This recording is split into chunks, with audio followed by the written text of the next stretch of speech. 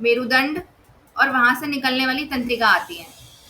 फिर परिधीय तंत्रिका तंत्र में क्या क्या आता है, इसमें दो प्रकार की तंत्रिकाएं मिलकर बनी होती हैं। एक होती है आपकी सेंसरी नर्व्स, ठीक है, और दूसरी आपकी मोटर नर्व्स। ये दो तरीके की नर्व्स आती हैं, इस चीज का ध्यान रखना है पेरिफेरल नर्वस सिस्टम में क्या क्या आता है।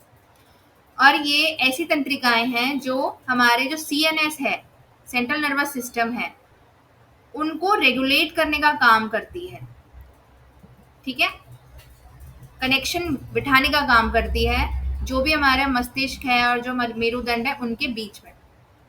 फिर आता है हमारा स्वायत्त तंत्रिका तंत्र। इसमें हमारे दो आगे और फर्दर कैटेगरीज हो जाती है ऑटोनॉमिक नर्वस सिस्टम में, सिंपैथेटिक नर्वस सिस्टम और पैरासिम्पैथेटिक नर्वस सिस्टम,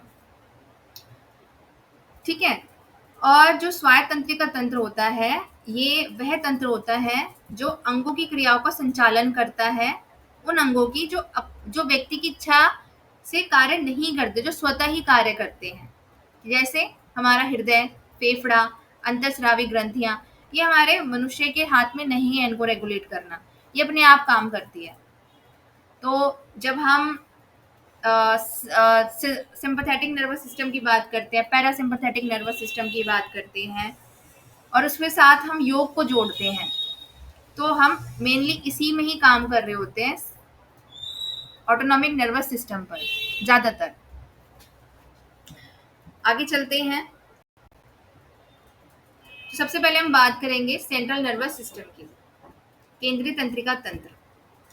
ये हमारे शरीर का बहुत महत्वपूर्ण हिस्सा होता है और जो शरीर का नियंत्रण रखता है। इसमें क्या है, तंत्रिका कोशिका और फाइबर्स दोनों होते हैं। हमारी कोशिका भी आती है और फाइबर्स भी आते हैं तंत्रिका के। और यह केंद्रीय तंत्रिका तंत्र दो भागों से मिलकर बना होता है, पढ़ चुके हैं, ब्रेन और स्पाइनल कॉर्ड। अब हम सबसे पहले ब्रेन को पढ़ेंगे, पहले समझ लेते हैं स्ट्रक्चर को। देखिए, ये ब्रेन का आगे का हिस्सा है, जिसे आप देख रहे हो, ये आगे का हिस्सा है, और पीछे जो है ये पीछे का हिस्सा है हमारे ब्रेन का। तो ब्रेन के आगे वाले हिस्से को हम अग्र मस्तिष्क कहते हैं। सबसे बड़ा भाग होता है हमारे ब्रेन का, ये कम से कम देखो पूरा का पूरा कवर कर रहा है ये। तो इसे हम क्या कहते हैं, सेरिब्रम। इंग्लिश में कहते हैं सेरेब्रम और हिंदी में कहते हैं अग्र मस्तिष्क। फिर ये इसको हम प्रमस्तिष्क भी कह देते हैं कई बार।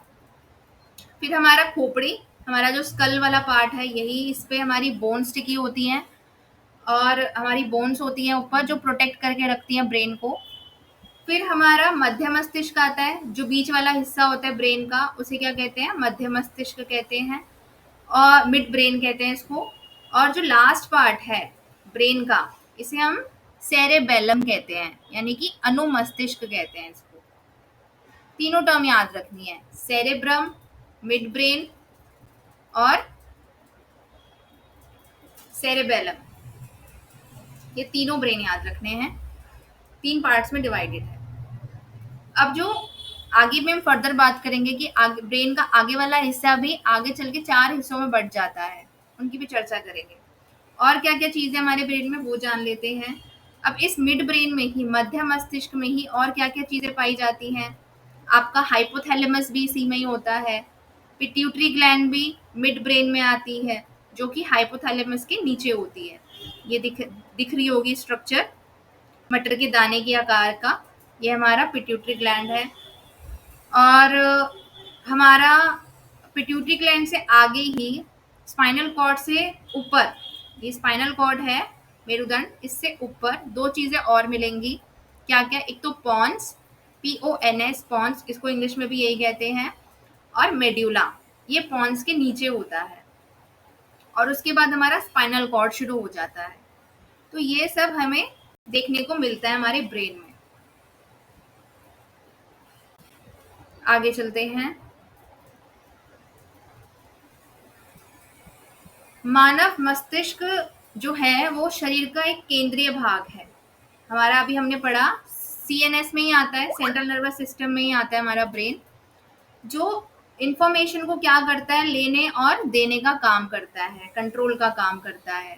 शरीर के विभिन्न कार्य कलापों को करने का काम करता है। लाइक क्या क्या काम करता है हमारा ब्रेन, जैसे बॉडी टेम्परेचर को मेंटेन करना और human behaviour, blood circulation, breathing, देखना, सुनना, बोलना, ग्रंथियों का जो भी सिक्रीशन होता है, इन सबको ब्रेन कंट्रोल करके रखता है। और जो ब्रेन होता है उसका वजन 1.5 किलो होता है। जो हमारा ब्रेन है वो कहाँ पे स्थित होता है? खोपड़ी के क्रेनियम भाग में। क्रेनियम भाग में ये सिचुएटेड होता है हमारा ब्रेन। और जो क्रेनियम है ये मस्तिष्क को क्या करता है? बाहरी आघातों से बचाता है, चोट वोट ना लग जाए। तो ये जो हमारा ब्रेन है ये एक लिक्विड होता है, उसमें ही ये तैर रहा होता है, जिसे क्या कहते हैं? क्रेनियम। याद रखेंगे। फिर मस्तिष्क के आवरण, जो मस्तिष्क है उसके आवरण के बीच में एक खांच होती है, गड्ढा होता है। ठीक है, खांच की तरह द्रव्य होता है जिसे मेरु द्रव्य कहते हैं। मेरु द्रव्य की बात करेंगे आगे, जिसे हम CFS कहते हैं। CSF, सेरिब्रो स्पाइनल फ्लूइड, जिसकी हम बाद में आगे चर्चा करेंगे। तो वो जो मेरु द्रव्य है और जो मस्तिष्क है ये दोनों में ही भरा हुआ होता है। कोई क्वेश्चन है?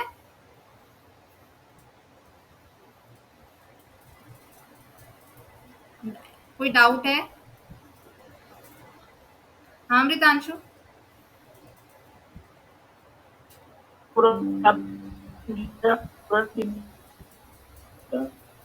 मैं क्वेश्चन देती हूँ लास्ट में, अभी वॉइस ब्रेक हो रही है बहुत ज्यादा। और ये जो हमारे ब्रेन की बात हो रही है इसमें टोटल कम से कम 100 बिलियन तंत्रिका कोशिकाएं मौजूद होती हैं। इन इतनी सारी कोशिकाओं से मिलकर बना होता है हमारा ब्रेन। अब हम मेरु, जो हमारा मस्तिष्क है, ब्रेन है, उसमें 3 मेनिंजेस होते हैं, 3 आवरण होते हैं जिससे हमारा ब्रेन घिरा हुआ होता है। इस आवरण को ब्रेन में मेनिंजेस कहते हैं। क्या कहते हैं? मेनिंजेस। और जब ये आवरण सूज जाता है, जैसे किसी को मेनिंजिनाइटिस रोग हो जाता है, कई बार सुना होगा कि मस्तिष्क का ये जो भाग है बहुत सूज गया है, जब इंटरनल उसका एक्सरे होता है, स्कैनिंग होती है, तो पता लगता है। तो ये जो 3 आवरण है इनके अलग अलग नाम है। क्या क्या? एक है डोरा मैटर, एक है आर्कनॉइड और एक पाया मैटर। ये 3 मैटर होते हैं, ड्यूरा, आर्कनॉइड और पाया मैटर। इन तीनों से जो ब्रेन है घिरा रहता है। मेनिंजिनाइटिस में, अगर हम मेनिंजिनाइटिस की बात करें, अभी मैंने बताया ना रोग है ये मेनिंजिनाइटिस। आइटिस मतलब क्या? सूजन। और मेनिंजिनाइटिस शब्द जो जुड़ा हुआ है हमारे ब्रेन से जुड़ा हुआ है, यानी कि ब्रेन में सूजन हो जाना। कब हो जाता है? जब मेनिंगिनिस जीवाणुओं का संक्रमण होने लग जाता है। तो उस समय लक्षण प्रकट होते हैं, सिर दर्द होना, उल्टी आना, दर्द बने रहना, और फिर बाद में चल के वो जो हिस्सा है वो सूज जाता है, वहां पे सूजन आ जाती है ब्रेन में। अभी हमने बात करी CSF की। ऊपर ही मैंने बताया कि हमारे मेरुदंड में भी और हमारे मस्तिष्क में भी क्या होता है? फ्लूइड पाया जाता है, और उस फ्लूइड का नाम है सेरिब्रोस्पाइनल फ्लूइड या द्रव। जो मस्तिष्क और जो हमारा मेरुदंड है उसको बाहरी आघातों से बचाने का काम करता है। Most important. अभी हमने क्रेनियम की बात भी करी थी ऊपर, क्रेनियम भी हमारे मस्तिष्क को बचाता है भारी आघातों से। उसी तरह CSF भी क्या करता है? भारी आघातों से बचाता है। साथ ही साथ ये स्पाइन को भी बचाता है। मस्तिष्क के 3 भाग होते हैं, कौन कौन से? इसको जानते हैं। एक होता है हमारा फोर ब्रेन, फिर दूसरा आता है मिड ब्रेन, और लास्ट है हिंड ब्रेन। फोर ब्रेन मतलब हमारे मस्तिष्क का आगे का हिस्सा, मिड ब्रेन मस्तिष्क का जो बीच वाला हिस्सा है, वो जो चोटी वाला स्थान। ठीक है, आगे चलते हैं। अभी हम बात कर रहे थे ब्रेन के पार्ट्स की। तो ब्रेन के 3 पार्ट्स हैं, फोर ब्रेन, मिड ब्रेन और हिंड ब्रेन। फोर ब्रेन की बात करेंगे सबसे पहले। फोर ब्रेन को हम सेरेब्रम भी कहते हैं, और इसमें क्या-क्या चीज़ें आती हैं, थैलेमस आता है, हाइपोथैलेमस आता है, ये सभी आती हैं चीज़ें। और जो हमारा फोर ब्रेन है, ये 2 भाग से मिलकर बना होता है। अभी हमने बात करी कौन-कौन से फोर ब्रेन में कौन-कौन सी 2 चीज़ें आती हैं। एक आता है सेरेब्रम और दूसरी चीज़ आती है डीसिफेनॉल। डीसिफेनॉल, अभी मैं बताऊँगी क्या है ये।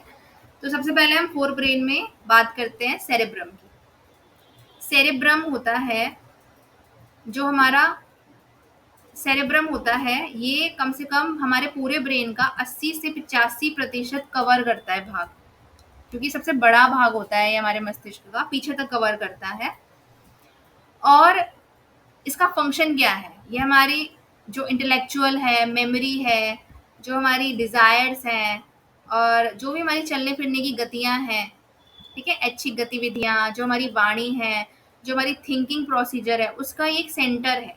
यहीं से सब कुछ कंट्रोल एंड कोऑर्डिनेट होता है। कौन करता है ये? सेरेब्रम।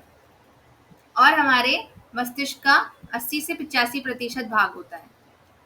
ज्ञान इंद्रियों से प्राप्त प्रेरणाओं का इसमें विश्लेषण और समन्वय होता है। जो भी हमारे सेंसेस ने जो भी सूचनाएं प्राप्त करी, यहाँ पर आके सेरेब्रम पार्ट में आके वहाँ पे क्या होता है, एनालिसिस होता है, समझने की कोशिश की जाती है उन चीज़ों को। यहीं पर ही सब कुछ होता है सेरेब्रम में। सेरेब्रम जो होता है हमारे 2 पार्ट्स में डिवाइड होता है, एक दायां भाग और एक बायां भाग। जैसे हम अपनी चोटी भी बनाते हैं ना बीच की मांग निकाल के, ऐसे ही हमारा जो सेरेब्रम वाला पार्ट है, इसके भी एक दायां भाग होता है, एक बायां भाग होता है, 2 पार्ट में डिवाइड होता है। ठीक है, जिसे हम लेफ्ट हेमिस्फीयर और राइट हेमिस्फीयर कहते हैं। जो दोनों भाग होते हैं, दोनों हेमिस्फीयर होते हैं, ये किससे जुड़े हुए होते हैं? Corpus callosum, important, corpus callosum दोनों जुड़े हुए होते हैं, दोनों अलग नहीं होते। जैसे आप बीच की मांग निकालो तो बीच की मांग क्या अलग हो जाएगी? नहीं ना, जुड़ी तो रहेगी ना, वहां पे भी तो बाल होते हैं, तो कौन जोड़ के रखता है उनको? वहां की जो जितने भी बाल होते हैं वो जोड़ के रखते हैं। ऐसे ये जो दाया हेमिस्फीयर है, बायां हेमिस्फीयर है, इनको भी ये आपस में अलग नहीं होते, जुड़े हुए होते हैं। तो उनको जोड़ने का काम करता है कॉर्पस कैलोसम। अब एक लंबा, वहां पे क्या होता है, एक लंबा गहरा एक गड्ढा होता है, विदर मतलब गड्ढा होता है। तो जो हमारा सेरेब्रम होता है वो, उसे क्या कहते हैं हम? सेरेब्रल हेमिस्फीयर कहते हैं। और जितने भी जो हमारे दोनों हेमिस्फीयर हैं उसमें मैटर होता है, एक और क्या पाया जाता है? द्रव्य पाया जाता है, जिसे हम ग्रे मैटर कहते हैं। ये लेफ्ट में भी पाया जाएगा और राइट में भी पाया जाएगा, इसे क्या कहते हैं? Grey matter. ऐसे हम आगे चल के व्हाइट मैटर की भी बात करेंगे। तो ग्रे मैटर पाया जाता है इसमें, और इसे हम क्या कहते हैं? कॉर्टेक्स भाग भी कहते हैं, कॉर्टेक्स भी कहते हैं इसे। अंदर की ओर देखो, बाहर की ओर क्या है? ग्रे मैटर है। हमारे ब्रेन के बाहर की तरफ क्या है? ग्रे मैटर पाया जाता है। और हमारे ब्रेन के अंदर की तरफ जो लेयरिंग है, वहां पे व्हाइट मैटर पाया जाता है। और इसमें जो हमारा व्हाइट मैटर आता है वो मेड्यूला वाला भाग होता है। जो बाह्य भाग होता है वो कॉर्टेक्स कहलाता है, जिसमें ग्रे मैटर होता है। और जो आंतरिक भाग होता है वो मेड्यूला कहलाता है, जिसमें व्हाइट मैटर भरा हुआ होता है। ये हम बात कर रहे हैं अभी ब्रेन की। फिर जो ग्रे मैटर होता है उसमें बहुत सारी तंत्रिकाएं होती हैं, और इनकी अधिकता के कारण ही इस द्रव्य का रंग कैसा दिखाई देता है? ग्रे कलर का दिखाई देता है, क्योंकि यहाँ पे जो नर्व्स हैं वो बहुत ज्यादा होती हैं इस वजह से। और जहाँ पे व्हाइट मैटर होता है वहां पे नर्व्स कम होती है। तो जो दोनों हेमिस्फीयर है वो आपस में किससे जुड़े हुए? अभी बात करी कॉर्पस कैलोसम की एक लेयर से दोनों जुड़े हुए होते हैं। और जो हमारा सेरेब्रम है वो चारों ओर से जो थैलेमस है उससे घिरा हुआ रहता है। तो जितनी भी अभी हमने सेरेब्रम की बात करी, उसके फंक्शन से लेके उसमें क्या क्या मैटर पाया जाता है, किस तरीके का फ्लूइड पाया जाता है, कितने हेमिस्फीयर हैं, इन सबको याद रखना है। क्वेश्चन यहीं से भी बन जाते हैं। अब हम डाइसेफेनॉल की बात करेंगे। डाइसेफेनॉल क्या होता है? सेफेनॉल मतलब क्या है? ब्रेन। ठीक है, यह जो सेरेब्रम है, ये जो डाइसेफेनॉल है, ये सेरेब्रम के पीछे और नीचे की ओर पाया जाता है।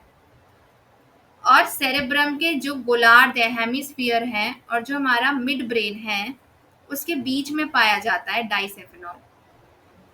और डाइसेफेनॉल जो है दो भाग में बटा होता है। कौन कौन से डाइसेफेनॉल के भाग हैं? एक है थैलेमस, दूसरा हाइपोथैलेमस। पेपर में आ जाए कि हाइपोथैलेमस किसका भाग है, तो वो किसका भाग है? डाइसेफेनॉल का। अब अगली क्लास में हम थैलेमस और हाइपोथैलेमस को पढ़ेंगे। अभी अगर कोई क्वेश्चन है तो आप क्वेश्चंस पूछेंगे।